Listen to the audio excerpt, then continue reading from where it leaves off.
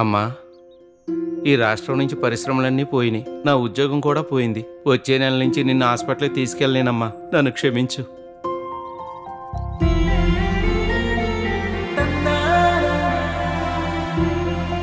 తల్లి, వచ్చే నెల నుంచి నీ ట్యూషన్ ఫీజు నేను కట్టలేనమ్మా, ఇంట్లోనే ఉండి చదువుకో.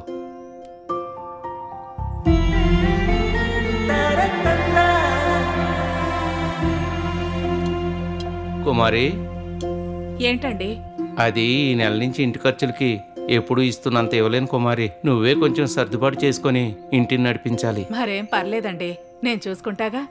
అదే ఎలా చూసుకుంటావా అన్నదే నా భయం. మహిళలందరికీ నెలకి 1500, అంటే సంవత్సరానికి 18,000 ఆర్థిక సహాయం చేస్తారట మన బాబుగారు. మీ అమ్మకి, నాకు, మన కూతురికి కలిపి ఏడాదికి 54,000 వస్తాయండి.